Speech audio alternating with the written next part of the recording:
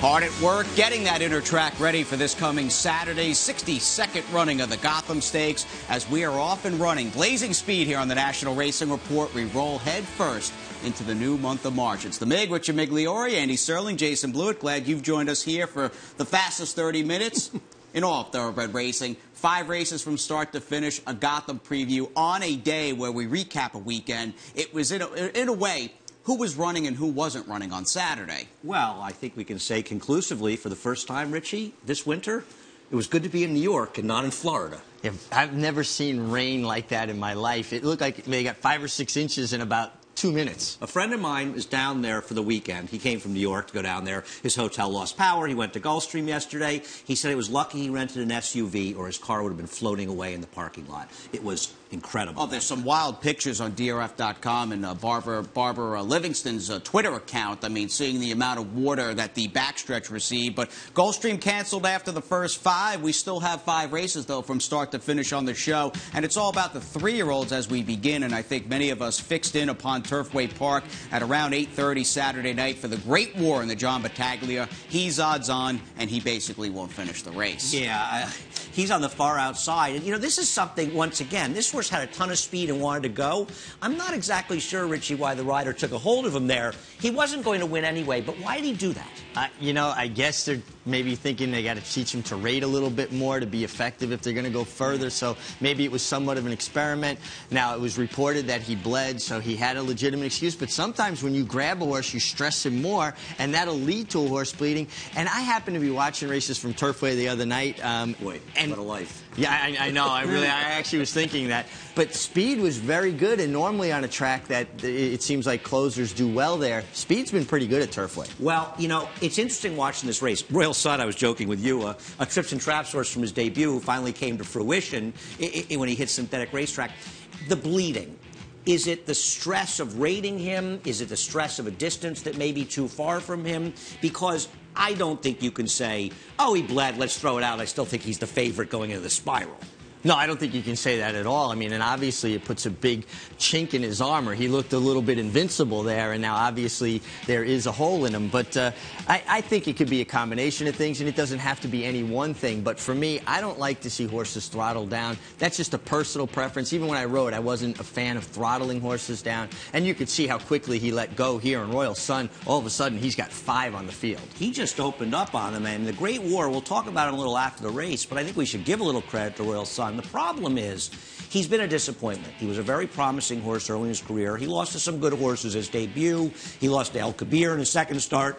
The problem is at this point, this is a synthetic track win. Obviously going to spiral. He'll clearly be one of the favorites in that race. We'll see who shows up as well. I'm sure horses will ship from out of town. Well, I think Imperia and Metaboss are sort of the marquee horses that have that race on their radar. Well, I'll tell you something. I wouldn't be running the window to bet against this horse, but it's interesting what you said about the track helping speed. I want to look at the rest of the card and see how things were going, because the track, as you know, with these synthetics can be very different when they run a spiral. Oh, and that's the thing about synthetics we've talked about in the past. You can manipulate them to be what you want them to be. Like you think about Keeneland when they had synthetic and the 2-year-old in training sales, they would speed that track up for the sales, and then speed was good on those days. So it's something you have to pay attention to. This horse was under extreme pressure. Even though he won by 5 1/4 lengths, I agree. He was ridden hard all the way through the wire. And what was he beating once the favorite, the Great War, obviously didn't run? Well, it did feel like for a moment in mid-stretch, like he was tiring a little bit. Yeah. And I wonder if the rider thought he was losing him a little bit at that point. It just happened that nobody made a run on him. But I had actually watched the race and thought, he's kind of hitting the wall, but nobody came to him. Yeah, and it's true. And I'm sure the rider did feel that because he rode him hard all the way through the wire. And that jockey, the rider, Rodney Prescott, who was up for trainer Todd Pletcher at Windstar Farm. And by the way, the winner is a colt by Tisnow. And he's got some serious pedigree foundation on his dam side. His granddam, Countess Diana, who was an Eclipse Award. This was a horse that Todd had thought very highly of. And it's interesting. It'll be interesting to see what happens with him. Obviously, he gets no points for this race. So he's going to have to be effective in the spiral. And I'm sure that's where they're going to go with him and try to get their way into the Derby. He's a tough horse, though, at this point to have any confidence in the dirt.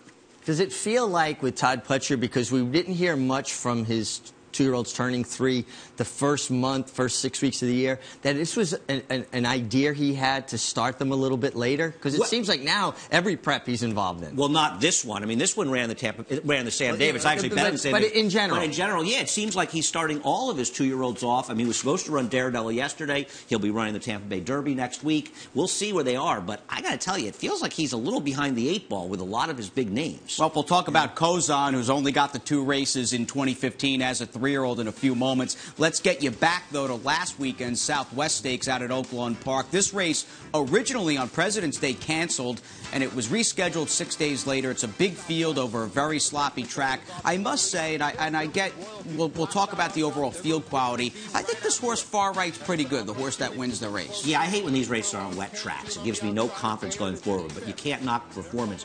I thought this was a sensational ride by Mike Smith. Interestingly enough, you see him in the green. He's 3rd from last.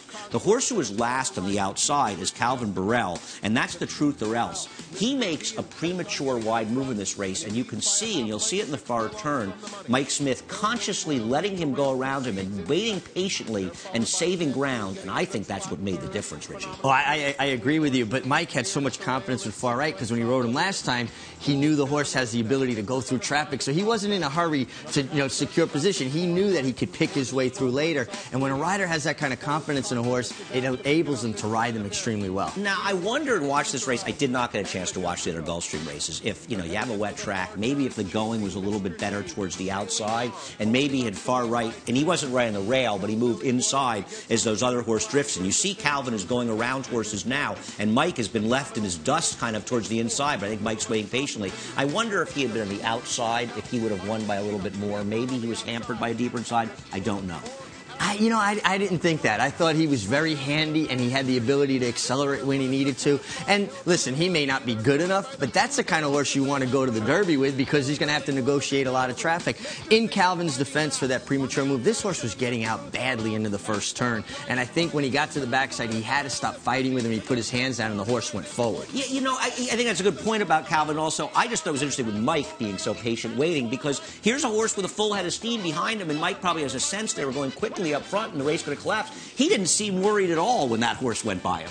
No, he didn't, but also, too, he's looking up and he sees Mr. Z in front of him, who he has ridden and who tries to get out always, consistently. What do you guys think of Mr. Z going forward?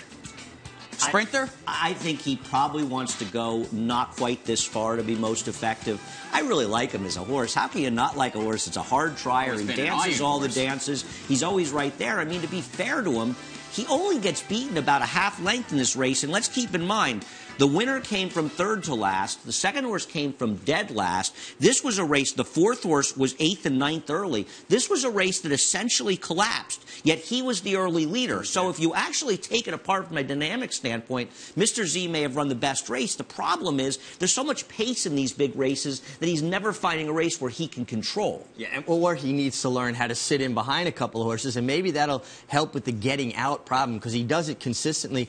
The thing that I worry about Mr. Z, he seems to put it on the line every single time he runs a blood and guts race. How many times can he go that hard to the well? Well, except he keeps doing it. And I'll tell you something fun. I mean, I hear what you're saying, and that's an easy argument to make, and I wouldn't say you're absolutely wrong. But the contra-argument is Oxbow. There was Oxbow for Wayne 2 years ago. He kept running well at Oaklawn. He kept taking some tough beats. He ran well in the Derby because he was part of that pace. And then all the stars aligned in the Preakness, and he won the Preakness. So I think I get a feeling that maybe somewhere there's a big win for Mr. Z if he can keep it together. Well, anytime a horse tries this hard, usually there is somewhere. Could be the case. He'll be taking his show on the road as Zayat Stables has American Pharaoh set to come back in the March 21st Rebel down at Oaklawn Park. But we take a time out. We talk about a horse whose bandwagon, boy oh boy, is it big as we start the new month of March. Heading to Gulfstream and a lot more on the Racing Report.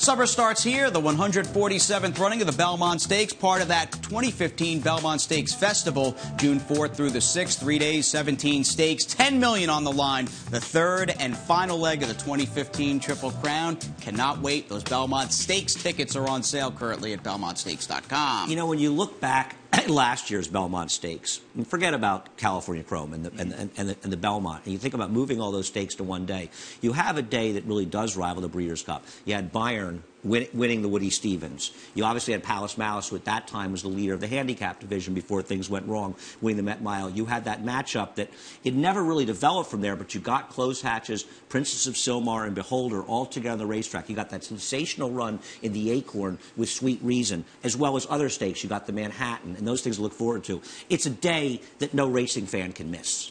No, because every division is covered basically too, and it's like a springtime Breeders' Cup. You know, it's obviously a long way to the end of the year, and the championships are decided. But boy, it's a window into what we can anticipate the rest of the year. I agree. When you look at it, Richie, you could argue that the Phipps was in some ways, I mean, the Breeders' Cup, the distaff, obviously you got Untappable, her crowning achievement, the 3-year-old. But for the older horses, in a lot of ways, that was the race that you wanted all year, and at least we got to see it once. And it just shows, obviously, the Belmont Stakes and the Triple Crown is always going to get more attention from the general public. But for racing fans, this is a day you have to be paying attention. BelmontStakes.com for those tickets that are on sale now. Let's get back down to Gulfstream Park. In fact, our first race on this show from the Gulf, Sunday, February 22nd, 1-9 on the board with Kozan, and he will make it a perfect 2 for 2 in his young career. I'm very curious to hear your opinion of this horse, Richie. We haven't talked about this race since it was run. I don't think he learned a lot from this race. He got to stretch his legs. It was essentially a public workout. Is this horse going to end up being a player in the Derby or making his third start in the Florida Derby, getting the Derby or not? Are they kind of rushing him along a little? Well, he's definitely being rushed along a little, and you understand why. I mean, there's only one Kentucky Derby, but he's talented. I thought he overcame a little bit at the start. He did get kind of bounced around, and then he ducked to the fence, and Javier allowed him to go forward. My question, and maybe this is the best way to look at it, who is more impressive at this stage of your career? Because he has a lot in common with a horse named Verrazano. Okay.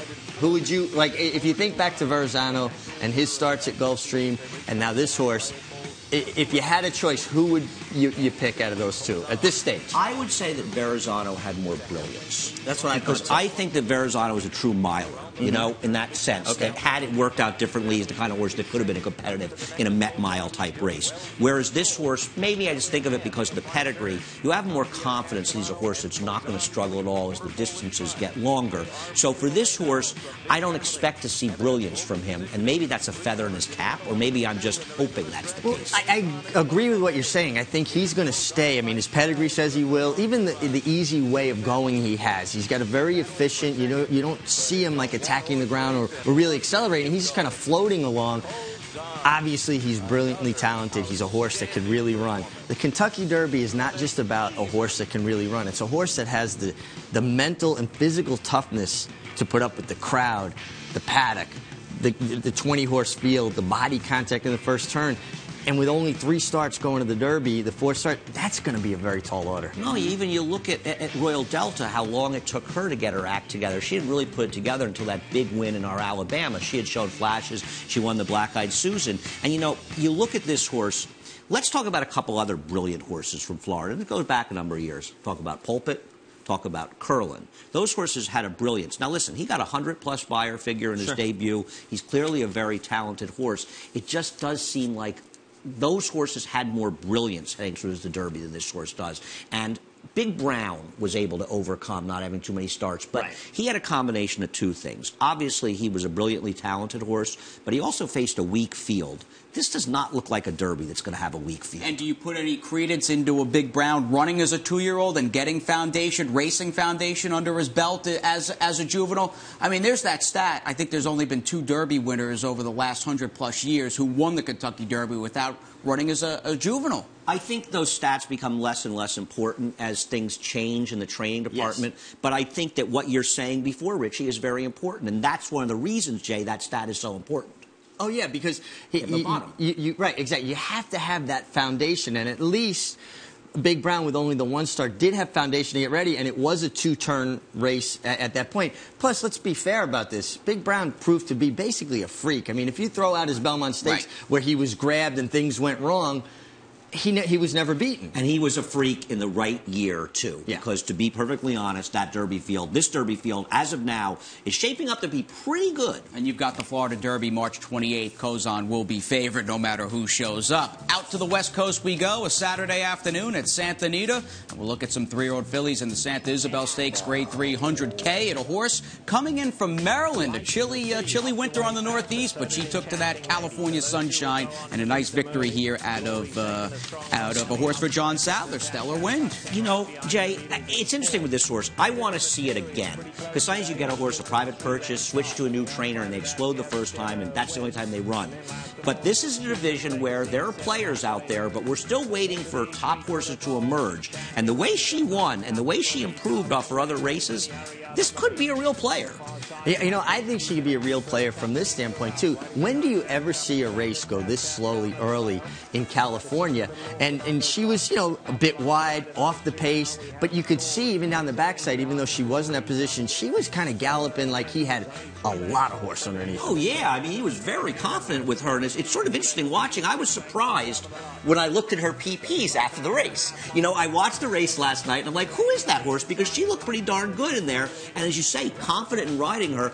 I don't know how good the horses are behind her, but it's not as though they're a total bunch of bums. They look okay. There's a chance if this filly continues that she could be a really big player going into that Kentucky Oaks. Well, and especially because she makes this kind of extended run all the way around the turn, 4 wide. She kind of put the pressure on, and she continued on. And, you know, I always think about the races, you know, the Oaks and the Derby run at Churchill Downs, usually won by horses that have that ability to make a long, sustained run or 2 distinct moves. And I think this filly showed that ability. No, I love this performance by her. You know, taking a vacuum. Once again, I think you want to see it again. You need to see it again. But there's a real chance that she's one of the horses in this division, based on this race, at least in isolation. Yeah, and just look at her run through the wire, too. Like, her stride didn't deteriorate at all. She ran through the finish. Now, obviously, they went slow early, but her finish was strong. And sometimes the horse is drawing away, and you won't see that strength in their stride. I saw it there. And she's only going to be helped in a race like the Kentucky Oaks. So we're not trying to get too far ahead of ourselves. We're just saying in an optimistic situation, sure, she's going to get more pace in all likelihood in the Kentucky Oaks. So it can only work to her benefit.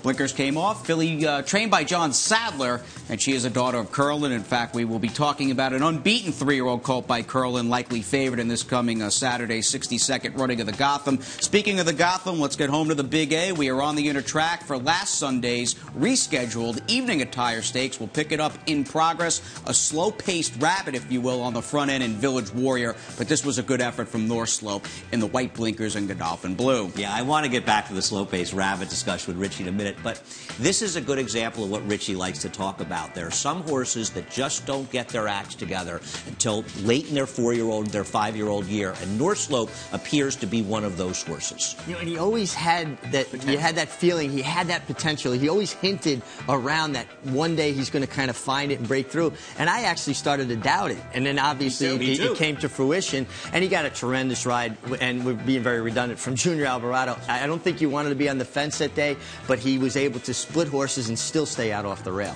Junior Alvarado right now is riding as well as any rider we've seen since Ramon Dominguez was riding here. He has got confidence, he is doing his homework, he's paying attention, and it is really paying off. We've got some good riders around here, but right now, nobody is riding as well as Junior Alvarado. Yeah, I would agree with that. He just seems to be putting horses in positions to win. He's giving every horse their best chance, and that's all you can ask from a rider. And it sounds simple, but it's not always easy to execute. Well, he's doing it on a daily basis. And considering the end of 2014, well, it was a rocky last portion of the year between a long suspension for the Jockey Co Gold Cup incident and injury as well. And he was plagued with a lot of stopping and starting in 2014. No, he's taken over for the Mig as the guy who seems to get to fall off horses the most in races, and hopefully it won't continue as it did for you, because he's really riding well. Yeah, I mean, he really is, and that's what you hope for. Stays healthy, has that continuity, because the way he's going, he's got a chance to be an impact player the entire year, not just in the winter. We get back to Kieran McLaughlin's barn, a showdown on the inner track. 85 Kentucky Derby points are up for grabs when we talk about this coming Saturday's Gotham. The Big A, the place to be this coming Saturday, March 7th. In addition to the Gotham, we'll have 2 other stakes on the program. And, of course, that $300 buy-in live bankroll handicapping contest. Should be a fun day, the unofficial start of spring, and we are already pumped up, a little less than a week away. No, especially with the tough winter we've had here. But Gotham is always one of our favorite days all year. Well, it just seemed appropriate that Mother Nature kind of got her last jab in as February ended. Although it didn't affect us, it affected tracks elsewhere. Yeah. Let's get to Ocean Knight. He is returning to Aqueduct, site of his win first time out in December, right before Christmas for Keir McLaughlin. It's the Gotham Stakes preview. He's tracking the pace in the yellow, 3 or 4 wide in the Sam Davis. He was pretty good down at Tampa Bay. Being 4 wide on the track, Richie, at Tampa Bay is one thing. He can't do it at Aqueduct, but this is a very promising horse for sure. I was thinking the same exact thing, and I think post-position draw is going to become key in this Gotham. He doesn't want a wide draw and be stuck out there. He's not going to be able to overcome that the way he did in Tampa. Now, the positive here at Tampa, that aside, was watch when Irad Ortiz sets him down right now. He's going to hit him once, maybe twice, right there. Now he puts his stick away, and he takes off. He responded to it, and he won a little bit easier than the margin of victory would indicate. No, I thought this was a terrific performance by him. I mean, the second-place finisher ran very hard, and they were well clear of the other horses. What is this? Not only what has he done wrong, which is a comment I don't always love, he's done an awful lot right. Well, I'm taking a huge step forward from a maiden victory sprinting to a 2-turn stake win, regardless of who was in there. And I think actually it was a pretty decent race. But that's just a huge step for a horse to take, to go from maidens to winners and change distances. Like yeah. And Kieran has not only 1 but 2 horses in Saturday's Gotham. And, of course, this is a barn that won the Gotham in '06 with Like Now, a speedy horse who, when he was good, was a real overachiever. We may have as many as 4 horses dropping out of the February 7th Withers on the lead right now, at least battling. Classy Class in the green, and El Kabir is right next to him. You'll see those 2 horses back. Classy Class, we'll see how things work out for him. Thought El Kabir ran very well in here. I think that CC Lopez has been unfairly criticized for his ride here. I thought he rode this horse just fine. He ended up losing to a horse who almost fell at the start and came with a big rally, but in saving ground. I really hope that Far From Over, the winner of this race for Todd Pletcher, I really hope he comes back and runs. I think Todd, waiting to the wood, 3 races under his belt all this year, I don't understand that line of reasoning. Well, you know, maybe reading between the lines, maybe that stumble at the start, maybe he didn't come out of it in as good a shape, because I agree with you. I don't think it makes any sense to pass the Gotham if he's in good order.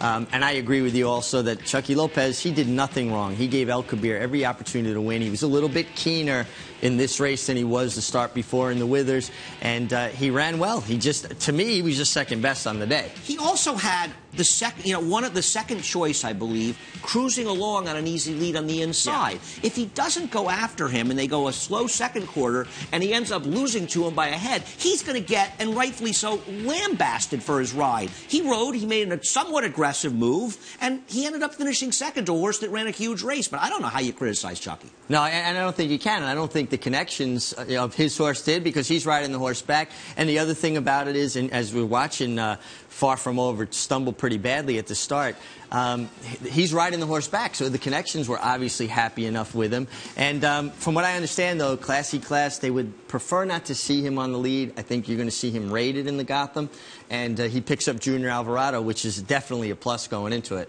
I'm amazed that it took this long for Junior to get him out. Let's move on to Don't Bet with Bruno, one of potentially 3 horses trained by Todd Pletcher in Saturday's Gotham. He's in the orange cap, buying outside, and was very gritty and determined, breaking his maiden here on February 1st. I agree, and the horse who finishes second to him, you see him in 4th on the inside, is a horse for Chad Brown that he's very high on. And this was a race where it looked like that horse had it won. I like Don't Bet with Bruno. I'm not sure he's good enough at this point in his career to beat these kind of horses, but I don't discount him as a talented runner, whether in this race or going forward. That's exactly my sentiments, too, because I watched this race a couple times again last night. He gives me the impression of a horse that hasn't figured it all out yet, because when he hit the front, he looked like he idled a little bit. Now, this horse has gotten him beat here. And then he went, oh, I've still got work to do, and kind of dropped his head and went on.